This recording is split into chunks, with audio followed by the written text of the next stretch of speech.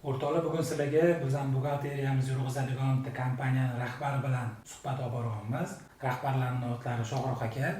Shohruh aka, o'zingizni tanishtirishingizdan oldin bitta savol beraman. Bu narsani ko'pchilik bilmaydi. Biz siz bilan shartnoma qilganimizda aka, shunaqa bandlari bo'lgandiki, nima muammo bo'lsa, misol uchun logistika kompaniyasi bilasiz, xavfli ishlardan biri hisoblanadi. Bitta xato rahbari boshqa ketib qolish ehtimoli juda yuqori bo'lgan xato. Biz siz bilan shunaqa shartnoma qilganmizki, nima muammo bo'lsa hammasini sizlar o'zinglarning bo'yningizga olamiz degansizlar. Bizning sohada shtraflar ham juda katta chiqadi, bilasiz. Qancha shtraf chiqishidan qat'iy nazar, hammasini sizlarni agar xatoyinglar bilan o'tgan bo'lsa, to'lashga rozi bo'lgansizlar. Nima sababdan aka rozi bo'lgansizlar? Shuni aytib bersangiz aka. Assalomu alaykum. To'g'ri aytdingiz. Buxgalteriya sohasi juda ham javobgarligi, mas'uliyati katta bo'lgan soha hisoblanadi. Bu sohada bizani ko'p yillik tajribamiz bor. Ancha yildan beri, men o'zim 2012-yildan beri faoliyat olib boradigan bo'lsam, buxgalteriya xizmatlarini ko'rsatuvchi kompaniyani 2015-yilda tashkil qilganmiz. Javobgarlik nuqtai nazaridan keladigan bo'lsak, agar biz o'zimizni mijozlarimizga bizani aybimiz bilan qanaqadir jarimalar, xatoliklar orqali zarar yetadigan bo'lsa, bu zararni qoplash nuqtai nazaridan biz o'z majburiyatimizni sug'urtalab qo'yganmiz.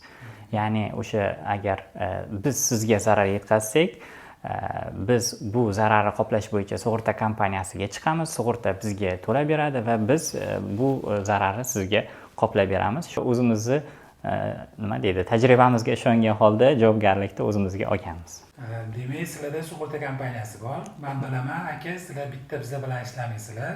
Bizga o'xshagan ko'p kompaniyalar bor. Ularga ham shunaqa imkoniyat berganmisizlar yoki bizlar qanaqadir alohida bu narsani so'ragan kompaniya bo'lganmizmi? Yo'q, albatta, barcha mijozlarimiz so'rashadi. Biznesni yaxshi tushunadigan, buxgalteriya korxonani yuragi ekanligini tushunadigan barcha tadbirkorlar buni so'rashadi. Biz barcha tadbirkorlarimizga shuni kafolatlaymiz. Ularga yetkazilgan zararni biz qoplab beramiz. Hozirgi kunda hammani qiynaydigan savol Xitoyga pul chiqarish masalasi. Xitoyga o'zi kimlar pul chiqarsa bo'ladi?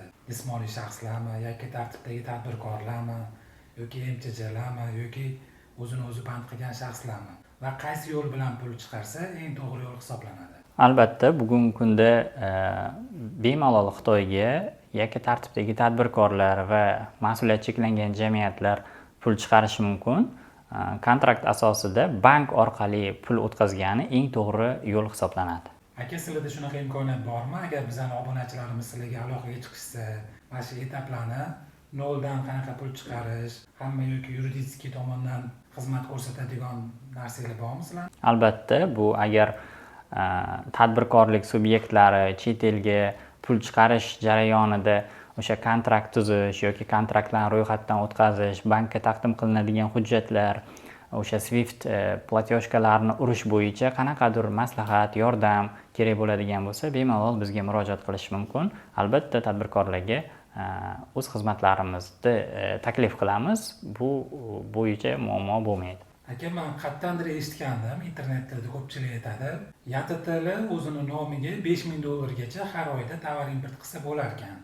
Hamma YTT qilsa bo'ladimi yoki qaysidir ularni faoliyat turi bormi? Shu haqida gapirib bersangiz. Albatta, YTTlar shug'ullanishi mumkin bo'lgan faoliyat turlari ro'yxati bor. Bugungi kunda 93 ta faoliyat turi bilan shug'ullanishi mumkin YTTlar. Ularning ichida agar import faoliyati bilan shug'ullanmoqchi bo'lsa, YTTlar albatta tovarlarni importi va ularni chakana savdosi faoliyatini ko'rsatgan holda ro'yxatdan o'tkazishi mumkin. Cheklovga keladigan bo'lsak, $5000 degan cheklov oldin bor edi, har oyda $5000 edi. Hozir unaqa cheklov yo'q. Faqat ayrim tovarlar ro'yxati bor. Qurilish materiallari, sement, neft mahsulotlari, shunga o'xshagan tovarlar bor. Ularni YTTlar import qilmaydi, qolgan tovarlarni bemalol import qilishi mumkin. Summa nuqtai nazaridan cheklov hozir olib tashlangan. Demak, summa nuqtai nazaridan cheklov yo'q. Istagan YTT tovar olib kelib import qilsa bo'ladi. Yo'q, istagan YTT emas, aynan o'sha guvohnomasida import faoliyati ko'rsatilgan bo'lishi kerak. Chunki bojxona yuk deklaratsiyasini rasmiylashtirish chog'ida ham o'sha YTTni asosiy faoliyat turi o'sha import bo'lishi talab qilinadi. Aka, MTJ kompaniya bor. Xitoydan tovar import qilmoqchiman. Shuni iloji bo'lsa etaplari bilan aytib bersangiz. Birinchi nimadan boshlashim kerak? Pulni qanaqa chiqazaman? Shuni ketma-ketlik etapini aytib bersangiz. Avvalambor mas'uliyat cheklangan jamiyati bilan chet el kompaniyasidan import qilib savdo faoliyati bilan shug'ullanmoqchi bo'lsangiz, ishonchli hamkor topish kerak Xitoydan birinchi o'rinda. Ishonchli hamkor topgandan keyin u bilan kontrakt tuziladi. Kontrakt tuzilgandan keyin u kontraktingiz ikki tomonlama imzolangandan keyin YESFO degan portal bor. O'sha kontraktlarni ro'yxatga oladigan portal, o'sha yerda kontrakt ro'yxatga qo'yiladi. Undan keyin bankka taqdim qilinadi va siz hisob raqamingizga pulni qo'yasiz. Pulni qo'yishda ham ko'pchilik o'ylaydiki, valyuta qo'ya olmayman. Avval qo'lidagi valyutasini konvertatsiya qilib so'm qiladi, keyin uni hisob raqamiga qo'yib konvertatsiya qilib yana dollar sotib olishadi. O'shanaqa qilish kerak emas. Agar sizda valyuta bo'ladigan bo'lsa, birdan valyutani ustav fondiga deb qo'yishingiz mumkin. Bu qonunchilikda ruxsat berilgan va o'sha pulingizni bemalol Xitoyga chiqarib olishingiz mumkin. Demak, etaplarni aytadigan bo'lsak, birinchi ishonchli hamkor, keyingisi kontrakt tuzish, kontraktni ro'yxatga olish, bankka taqdim qilish va to'lov topshiriqnomasini o'sha Swift'da urib olish. Hozir siz ustav fondiga deb pul qo'yish kerak deyapsiz. Men tovar olmoqchiman-da. U ustavga deb qo'yish kerakmi bu pulni? Endi bu pulni manbasi ham so'raladi-da. O'zi aslida siz masalan tadbirkorlik faoliyatini boshlaydigan bo'lsangiz, o'zingizga tegishli bo'lgan mablag'dan qilasiz. Agar u oldingi faoliyatingizdan savdo tushumi bo'ladigan bo'lsa, u savdo tushumi deb uni so'mda topshirib, keyin konvertatsiya qilib sotib olib chiqarib olishingiz mumkin.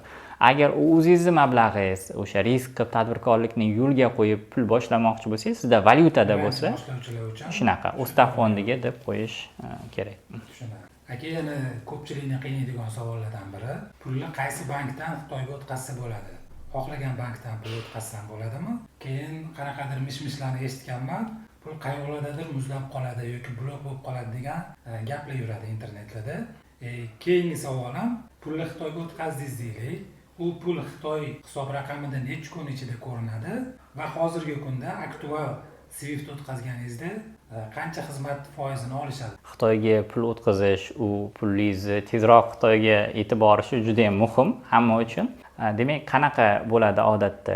Odatda pul o'tkazganingizda ayrim banklar tomonidan so'raladiki, yukingiz qaysi davlatlardan o'tadi? Masalan, sanksiyaga tushgan Eron davlatini oladigan bo'lsak, birinchi marta siz to'lov qilayotganingizda bank sizga aytadi, yukingiz Erondan o'tmaydimi deb. Siz oldindan to'layapsiz, bankka yo'q, o'tmaydi deb o'tkazib yuborasiz. Keyingi to'lovlaringizda muammo bo'lishi mumkin. Lekin bemalol to'lov qilsangiz bo'ladi. Odatda Xitoyda ko'rinishi 1 kundan 3 kungacha ko'rinadi. Pul yo'lda muzlatib qolinishi mumkinmi degan savolga keladigan bo'lsak, bilamiz, ayrim davlatlarga sanksiya qo'yilgan. O'sha davlatlardagi tadbirkorlar baribir biznes qilish kerak-ku.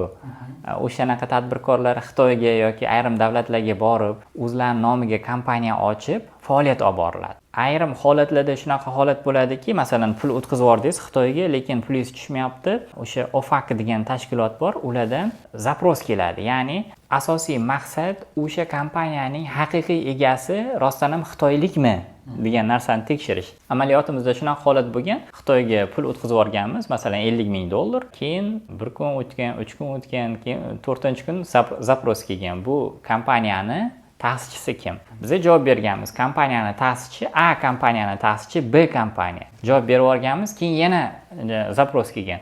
B kompaniyani ta'sischisi kim? Haqiqiy egasi kimligini tekshirish keyin B kompaniya egasi Xitoy fuqarosi, mana bu odam degandan keyin hujjatlarni biriktirib jo'natganimizdan keyin pulni tushirib bergan. Mana shunday holatlarda 1 oygacha ham cho'zilishi mumkin. Bundan ham ortiq muddatlarga cho'zilish ehtimoli bor. Odatda standart holatlarda 1 kundan 3 kungacha ko'rinadi.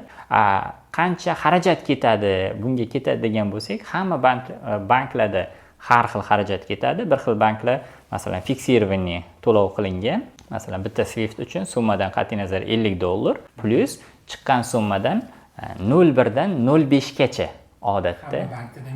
Har xil. Odatda masalan $10,000, $15,000 to'lov qilsangiz, o'sha $50 dan $100 atrofigacha rasxod ketishi mumkin. Aka, bitta narsani men eshitganman. Xitoyda ayrim kompaniyalar bor. Ular ma'lum bir limit miqdorda pul qabul qilib ola oladi.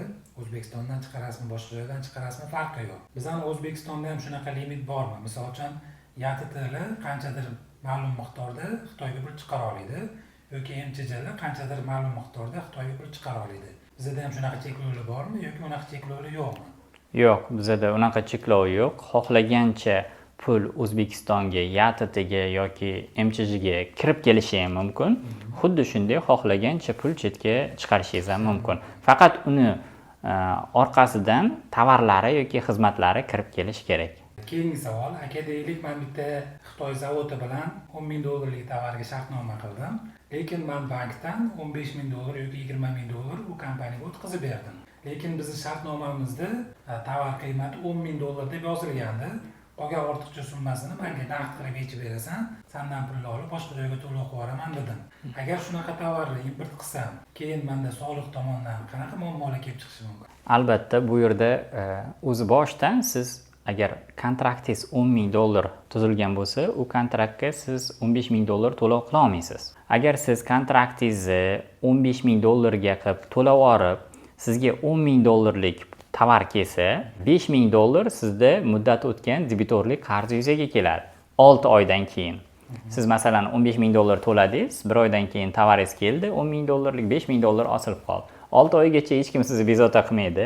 6 oydan o'tgandan keyin soliqdan chiqishni boshlashadi sizga. Ya'ni bu valyuta nazorati, nimaga muddat o'tib ketyapti debitorlik qarzingda, nimaga tovar kelmadi degan mazmunda birinchi 5% jarima qiladi, keyin 10%, keyin o'sha chiqargan pulingizni 35% gacha jarima qiladi. Bu ham juda ham katta summa hisoblanadi. O'shaning uchun bu jarimani to'lamaslikning yo'li siz o'sha Xitoy kompaniyasidan pulni qaytarib o'zingiz firmangizga tushirib qo'yishingiz kerak bo'ladi. Agar buni imkoni bo'lmasa, Xitoy kompaniyasidan ishonchnoma olib, bu yerdagi boshqa bir ishonchli vakilining nomidan o'zingiz bankingizga borib, o'sha pulni naqd shaklda qo'ysangiz ham kontrakt yopiladi. Agar sizga jarima qo'llangan bo'lsa, debitorlik bartaraf qilingandan keyin bu jarima sizga qaytarilishi ham mumkin. Demak, unaqa maxinatsiyalar ketmaydi. Ko'pchilik joyda eshitganmiz. $100,000lik kontrakt tuzadi, 70,000ga tovar olib keladi, 30,000ni наличный qilib olib, valyutchiklarga sotib yuboradi. Unaqa narsa demak yo'q. Yo'q, u narsa juda ham qattiq nazorat qilinadi. Chunki 35% jarima ham kichkina jarima emas-da. To'g'ri, 0.6% islayman deb katta jarimaga tushib ketishi mumkin. Xuddi shunday. Aka, shunaqa tovarlar bor. Misol uchun kompaniyangizga import qilganingizda davlatimiz tomonidan ligotalar berilgan bo'ladi. Deylik, misol uchun material import qilasizmi, ip import qilasizmi? Ana oxirgi yangiliklardan mehmonxona biznesi bilan shug'ullanadiganlar o'zini korxonasiga nima tovar import qilsa ham bojlardan ozod qilingan. Shu narsa haqida ozgina ma'lumot bersangiz. Men любой narsani import qilib, hech kimga sotmasam, boj to'lamasdan bemalol ishlayveramanmi shunda? Albatta, bu turizm faoliyatini rivojlantirish uchun ko'zda tutilgan imtiyoz. Agar siz mehmonxonani o'sha qurish jarayonidan boshlab to o'sha ishga tushirguncha shu mehmonxona ehtiyoji uchun olib kiradigan bo'lsangiz, unaqa tovarlarga imtiyoz qo'llanishingiz mumkin. Agar mehmonxonaga deb olib kirib, ularni realizatsiya qilib yuboriladigan bo'lsa, u holda to'lovlar qayta tiklanib, to'lab berilishiga to'g'ri kelishi mumkin. Lekin imtiyozlardan bemalol foydalanishingiz mumkin. Shunday o'xshash tovarlarni olib kelsam, sizlarning korxonangizga murojaat qilsam, sizlar bemalol menga yordam bera olasizlar. Buxgalteriya tomonidan, yuridik tomondan yordam bera olasizlar, to'g'rimi? Albatta, soliq sohasida, bojxona qonunchiligida bir qator imtiyozlar bor. Agar shunaqa holatlar bo'ladiki, tadbirkorlarda olib kirayotgan yoki faoliyati imtiyozga tushadi, lekin imtiyozni bilmaydi tadbirkorlar. Shunaqa holatlar bo'lgan. Mana yillar davomida imtiyozni bilmasdan turib soliq to'lab yurgan. Bizga murojaat qilgandan keyin biza o'sha oxirgi u payti davom muddati 5 yil edi. Oxirgi 5 yillik muddatlarni hammasini hisobotlarni qayta topshirib, imtiyozlarni joy-joyiga qo'yib, soliq organlaridan o'sha to'langan pullarni qaytarib bergan holatlarimiz ham bo'lgan. Aka, yana bitta narsani eshitganman. Biz bilan ishlaydigan katta tadbirkorlarimiz bor. Ular Xitoydan tovar import qilganda NDS to'laydi-ku.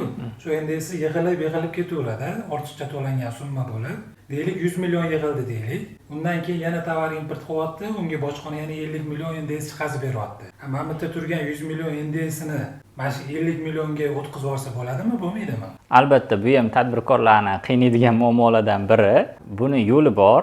Agar korxona o'sha reytingi 3 B, barqarorlik reytingi 3 B va undan yuqori bo'ladigan bo'lsa, o'sha 100 million so'mlik NDSini soliqdagi NDS bilan tamojnidagi, bojxonadagi NDSini bir-biriga zachet qilib yuborish mumkin. Bu uchun o'sha deklarantiga murojaat qilish kerak bo'ladi, aytish kerak bo'ladi. Mana soliqda NDSim bor. O'sha NDS bilan buni bir-biriga o'zaro hisob-kitob qilib yuborish kerak desa, deklarant rasmiylashtirish chog'ida tegishli belgilarni qo'yib rasmiylashtirsa, bemalol bu holatdan foydalansa bo'ladi. Demak, NDS yechaman deb boshingizni qotirib 90 ta dokument yig'gandan ko'ra, NDSingizni shunda o'tkazib yuborsangiz bo'ladi. Xuddi shunaqa. U NDSingiz, masalan, o'sha zachetingizda turgan NDSingizni, ya'ni tamojnida endi to'lashingiz kerak bo'lgan NDS bilan bir-biri bilan yig'ishtirib olsa bo'ladi. Yana bir ko'pchilikni qiynaydigan muammo, deylik Xitoydan tovar olib keldik, o'zimiz korxonamizga kirim qildik, hamma narsani to'ladik. Ko'pchilikni qiynaydigan savol shu tovarni keyin qanaqa sotaman deydi. Bir xil aytadi, faqat перечислениyaga sotasan deydi, bir xil naqdga sota olmaysan deydi. O'zi bu narsa qanchalik haqiqat? Men o'zimni tovarimni firmamga olib kelib naqdga sota olmaymanmi? Albatta, bu bizga ham ko'pchilik shunaqa savol bilan murojaat qilishadi. Demak, yakka tartibdagi tadbirkormi, MCHmi, siz chet eldan import qilgan tovaringizni xohlang pul ko'chirish yo'li bilan, xohlang naqd shaklda sotishingiz mumkin. Agar naqd ko'rinishda sotadigan bo'lsangiz, siz o'sha sklad bo'ladimi, endi aytaylik, magazin bo'ladimi, o'sha joyga kassa apparat olishingiz kerak bo'ladi. Kassa apparat soliq organlaridan ro'yxatdan o'tkazib, naqdga realizatsiya qilishingiz mumkin. Faqat kassa apparatga urayotgan payti aynan o'sha kirim qilgan tovaringizni urasiz, sonini, narxini, miqdorini yozasizda va o'sha mijozga naqd xarid qilgani uchun chekini berasiz. Keyin qo'lingizda pul yig'ilib qoladi. U pulni siz bank hisob raqamingizga topshirasiz, savdo tushumi deb. Bemalol bu qonuniy faoliyat bo'ladi. Nafaqat naqd, balki terminal orqali qabul qilishingiz ham mumkin. Pul ko'chirish yo'li bilan ham hech qanday bunga cheklov yo'q. Faqat bitta tomoni bor. Naqdga sotib olib, na kassa apparatga urmasdan, bankka ham topshirmasdan, shunchaki buxgalteriyada qoldiq sifatida aks ettirish holatlari ham juda ham ko'p uchraydi amaliyotda. Shunga chek qo'yish maqsadida mana soliq organlari tomonidan shunaqa yangilik kiritildiki, agar sizga import qilingan tovarlar, masalan, 3 oy, 6 oy 9 oygacha sotilmayotgan bo'lsa, o'z tadbirkorlikdan ko'zlangan maqsad tezroq sotib, tezroq pulimni aylantirishda. Soliq organlari tomonidan tekshiruv tayinlanadi, sayyor tekshiruv tayinlanadi. Ular kelib o'rganishadi, rostdan ham tovari turibdimi, yo'qmi? Chunki 6 oy bo'ldi import qilinganiga yoki 9 oy bo'ldi. O'sha holatda agar tovar bo'lmasa, keyin o'zi ketadi soliqlar. Bu tovarlar naqdga sotilgan bo'ladi, ya'ni realizatsiya qilinishidan NDS. Bundan tashqari Soliq kodeksining 223-moddasi bo'yicha jarimalar qo'llaniladi. Agar jarimani miqdori o'ta katta miqdorda bo'ladigan bo'lsa, bu ma'muriy yoki jinoiy javobgarlikka ham tortishga asos bo'lishi mumkin. Mana shu joyda bitta narsani qo'shimcha qilmoqchimanki, naqdga sotiladigan narsalar odatda iste'molga tayyor mahsulotlar bo'ladi-da. Shunaqa holatlar bo'ladiki, ishlab chiqarish uchun xomashyo materiallari ham naqdga sotib yuboriladi-da. Mana shunday holatlarda, masalan, har xil xomashyolar odatda kimga kerak bo'ladi? Tadbirkorga kerak bo'ladi. Uni tadbirkordan sotib olish kerak bo'ladi-da. Ko'pchilik naqdga sotib mana shunday holatlarda ketidan muammolar kelgan holat ham bo'lgan. Aka, men Xitoydan $100,000 tovar oldim. Bitta qaysidir Toshmat kargoga berdim. Shu men bergan tovarimni O'zbekistonga olib keldi va xuddi o'zidan sotib olgandek qilib yuk xat qilib berdi. Endi shu tovarimni o'zimni firmamga kirim qilib sotsam bo'ladimi yo qanaqadir muammolar kelib chiqadimi bunda? O'sha kargo kompaniyasi bilan siz qanaqa hisob-kitob qilgansiz? Kargo kompaniyasiga deylik naqd to'laganman. Ular misol uchun yo'l kiram $100,000 tovarimni yo'l kirasi $10,000 chiqdi deb menga yuk xat qilib berishdi. Xuddi $10,000 ulardan tovar sotib olgandek bo'lib qolganman. Aslida bu jarayonni boshiga qaytadigan bo'lsak, bu yerda siz masalan $100,000 tovarni Xitoy kompaniyasi sizga qanday berdi? Siz uni pulini to'ladingizmi? To'lagan bo'lsangiz, u pulni qayerdan olib ketdingiz? Chunki bilamiz, chetga chiqayotganda fuqarolarga naqd ko'rinishidagi valyutalarga cheklov qo'yilgan $7,000gacha. O'sha tomonlari qaraladi. Bundan tashqari, aynan mayli o'sha import dan tashqari siz $100,000 tovarni $10,000ga rasmiylashtirib olishingizni o'zi ham noto'g'riroq bo'ladi. Agar siz 10 ming dollarga kirim qiladigan bo'lsangiz, uni qonuniy kirim qilish yo'li bor. Ya'ni o'sha mas'uliyat cheklangan jamiyatiga siz tovarlarni ustav fondiga deb kirim qilasiz. Aytaylik 10 ming dollar bilan kirim qildingiz. Endi bu 10 ming dollarni o'zi asli 100 ming dollarlik tovar. Uni 100 ming dollar emas, siz 110 mingga sotasiz. Sotganingizdan keyin sizda 100 ming dollardan siz 12% NDS to'lashingiz kerak bo'ladi, 15% foyda solig'i to'lashingiz kerak bo'ladi. Agar foydamni keyin naqd ko'rinishda yechib olaman desangiz, yana 5% dividend solig'i to'lash kerak bo'ladi. Umumiy soliq yuki 33% bo'ladi. Bu juda ham katta hisoblanadi. Undan ko'ra, agar shuni hammasini qonuniy qilib, 100 ming dollarni siz kontrakt bo'yicha Xitoyga tovar uchun chiqarsangiz, keyin 10 ming dollarda transport kompaniyaga chiqaradigan bo'lsangiz, bojxona to'lovlarida o'sha to'lanayotgan qo'shilgan qiymat solig'ini zachetga olinishi, keyinchalik soliq yuki ham anchagina kamayadi. Demak, to'g'ri ishlashni maslahat berasiz odamlarga. Albatta. Bu yo'l noto'g'ri yo'l hisoblanadi. Albatta, bu yerda uzoqni o'ylamay qilingan, masalan, o'sha operatsiyadan aniq bilaman 33% foyda qilmaydi. Lekin 33% soliq riski bor. Bundan tashqari, agar bu noqonuniy operatsiyaligi aniqlansa, yana qo'shimcha soliqlar, qo'shimcha jarimalar ham kelib chiqishi mumkin. 100 ming dollar 33% degani 33 ming dollar davlatga shunda to'lab beryapsiz degani. Xuddi shunday. Undan ko'ra shuni qonuniy olib kelib, bojxonaga to'lasa, MDSini to'lasa, keyinchalik bunaqa muammolar ham bo'lmaydi, soliqdan kelib tekshirsa ham hech qanaqa muammo bo'lmaydi, yuragini ushlab o'tirmaydi. Xuddi shunday. Aka, hozir endi boshlamoqchi bo'lgan tadbirkorlarda, ukalarimizda yoki bo'lmasam ancha yillardan beri seriya kargo bilan faoliyat yuritib kelayotgan tadbirkorlarimizning eng qiynaydigan savol, ofitsialni olib kelsam, yukim qimmatga tushib ketadi, отчет topshirishim qiyin bo'lib ketadi. Yana bir balolarni mana shu valakidalardan qo'rqadi-da ko'pchilik. Shunga nimani maslahat bergan bo'lardingiz? Hozir yaqinda siz bilasizmi yo'qmi, biz logistika sohasida bo'lganimiz uchun Rossiyaning juda ham katta yirik kargo kompaniyalari bor edi. Hammasini yopib tashladi. Bir kunda yopdi. Hech kim bilmay qoldi, aka. Yillar davomida shu kargolar bilan shug'ullanib, kargolardan tovarlar olib kelib yurgan tadbirkorlar hammasi bir kunda o'zini biznesini yo'qotdi. Chunki ular oldin ofitsialni olib kirmagan, qanaqa yo'l yo'rig'ini bilmaydi. Oddiygina kargoga bergan, kargo olib kelib bergan, masalan, Sadavodgami yo boshqa joygami olib borib bergan. Ular tovarini olib, Wildberriesda yoki bo'lmasam Uzumga o'xshagan joyda sotaverishgan. Hozir mana Rossiyada shunaqa bo'ldimi? Katta ehtimol bilan biz ham mana Jahon savdo tashkilotiga qarab ketyapmiz. Bizda ham bu narsa takrorlanish ehtimoli o'sha 80% dan yuqori. Shuning uchun nima maslahat bergan bo'lardingiz? Odamlarning qo'rqishi bu tabiiymi, qo'rqish kerakmi yoki bo'lmasam hozirdan ozginadan ofitsialni olib kirib, shu narsani hozirdan o'rganib turgani yaxshimi? Shunga maslahat bersangiz. Albatta, demak, har doim o'zi har xil yo'llar bilan ishlaydigan tadbirkor xavotirda turadi-da. Qachondir bir muammo kelib chiqmasmikan yoki shu ko'proq soliq chiqib ketadimi, jarima bo'ladimi deb yoki naqdga bo'lgandan keyin baribir riski bor uni. Xitoyga kompaniyaga naqd pul berib yubordingiz, u balkim umuman to'lamas, hech kimdan pulingizni ham so'ramaysiz. Yoki transport kompaniyaga ham xuddi shunaqa. Albatta, tadbirkorlarga tavsiyamiz har xil igri yo'llar bilan emas, to'g'ri yo'llar bilan ishlashni tavsiya qilamiz.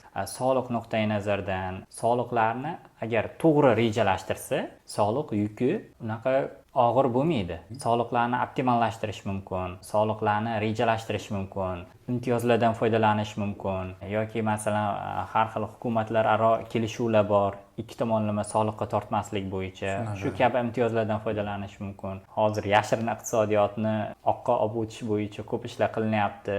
Soliq stavkalari yengillashtiryapti. Mana YATTlar uchun 1 milliardgacha 1% ga tushirildi. Davlatimiz qancha foydadan voz kechib, oqqa o'tinglar deb yordam berishyapti tadbirkorlarga. 4% to'lanardi. Bu 4% ham juda ham baland soliq yuki emas edi. Hozir 1 milliard 1% ga tushirgani bu ancha yengillik. O'sha YATTlar uchun yoki o'zini o'zi band qilgan turlar ham bor edi. O'shaning uchun nima deymiz? Tadbirkorlar albatta to'g'ri ishlashga, qonuniy ishlashni tavsiya qilamiz. Agar qonuniy ishlash davomida har bir sohani o'zini mutaxassisi bilan maslahat qilsa, to'g'ri yo'lga tushib olsa, ular hech qachon yutqizmaydi va eng muhimi ko'ngli xotirjam bo'ladi. Agar meni mijozlarim shunaqa to'g'ri ishlamoqchi bo'lsa, sizlarga murojaat qilsa bo'ladimi aka? Yo'l yo'riq ko'rsatasizlarmi? Xitoyga pul jo'natishdan boshlab, tovar import qilib qanaqa ularni zachotga olish kerak, shunaqa yo'l yo'riq xizmatinglar bormi sizlarda? Albatta, bizada nafaqat bunaqa xizmat, balki tadbirkorlar biznesni ochishdan oldin kelsa, bizaga murojaat qilsa, "Men Xitoydan mana bu tovarni olib kelmoqchiman" desa, biza uni o'sha bojxonada qanaqa to'lovlari bor, qanaqa sertifikatlar talab qilinadi, qanaqa cheklovlar bor, soliq nuqtai nazaridan qancha, masalan, $10,000 olib kelib, $15,000 sotsa, bojxonada qancha to'laydi, qancha foyda solig'i chiqadi, qancha dividend solig'i chiqadi, hammasini o'rgatib, keyin agar bo'ldi, men ochaman desa, korxonani ochib berishimiz ham mumkin. Undan keyin buxgalteriya hisobini ham bemalol yuritishimiz mumkin. Ko'pchilik o'ylashi mumkin, aka, mana sizlar shuncha riskni bo'yinglarga olar ekansizlar, nima muammo bo'lsa bo'yinglarga olasizlar. Hammada savol tug'iladi, bunaqa buxgalterlarning narxi qimmat bo'ladi deb o'ylashadi. Shu narxlar haqida ham gapirib bersanglar. Men misol uchun ancha yildan beri sizlar bilan ishlayman. Sizlarda oddiy odam uchun ham narx bor, bizdagi katta kompaniya uchun ham narx bor. Ko'pchilik qo'rqib ketadi, bular katta logistika kompaniyasi bular bilan ishlayotgan ekan, 20 million, 30 million to'lasa kerak deb o'ylaydi. Shuning uchun mana oddiy YTT ham bo'lsa yoki endi ochgan MTJ ham bo'lsa, sizlarda har xil tariflar bor, shu haqida ham gapirib bersangiz. Albatta, buxgalteriya xizmati hamma joyda har xil. Umuman hamma xizmatni ham kimdir 100 so'mga qilsa, kimdir 150 so'mga, kimdir shu xizmatni 500 so'mga qilishi mumkin. Narx nuqtai nazaridan keladigan bo'lsak, agar yangi ochilgan NDS to'lovchisi bo'lgan korxonalarga o'rtacha bizada bazaviy hisoblash miqdorini 10 barobaridan boshlanadi. Narxlar bu bugungi kunda 4,120,000 so'mni tashkil qiladi. Agar import faoliyati bilan shug'ullanadigan korxonalar bo'lsa, bu start narxlari 15 bazaviy hisoblash miqdorini 15 barobaridan boshlanadi.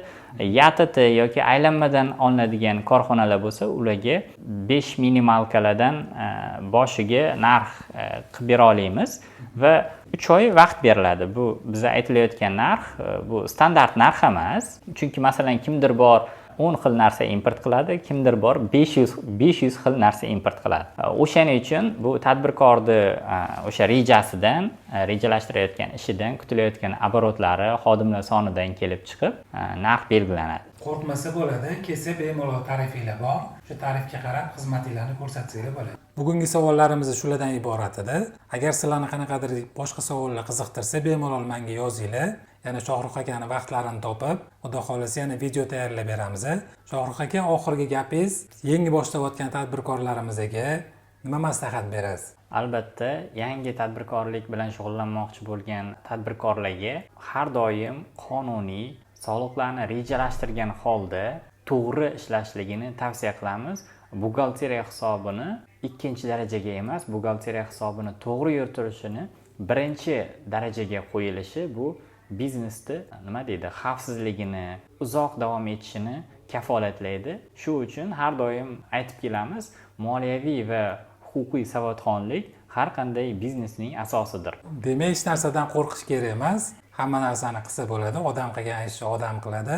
Boshidan tartibli rejalashtirib, buxgalteriyani birinchi o'ringa qo'yib olib ishlasa, ofitsialni ishlagandan qo'rqishda hech qanaqa hojati yo'q. Albatta, buxgalteriya aniq narsa, raqamlar aniq, rejalashtirish mumkin, qonunlar bor. Faqat ko'pligi uchun o'rganib chiqishga vaqt ketadi. Undan ko'ra mutaxassis bilan maslahat qilsa, savoliga aniq javobini oladi, aniq strategiyasini tuzib oladi va shu yo'l bilan ketaveradi va biznesi uzoq, xavfsiz, foydali bo'ladi va ko'ngli xotirjam bo'ladi. Eng muhim joyi o'rtoqlar, biznesingizga uzoq yurib, xavfsiz ishlashni xohlasanglar, ofitsialniga o'tishinglarni maslahat beramiz. Salomat bo'linglar. Rahmat.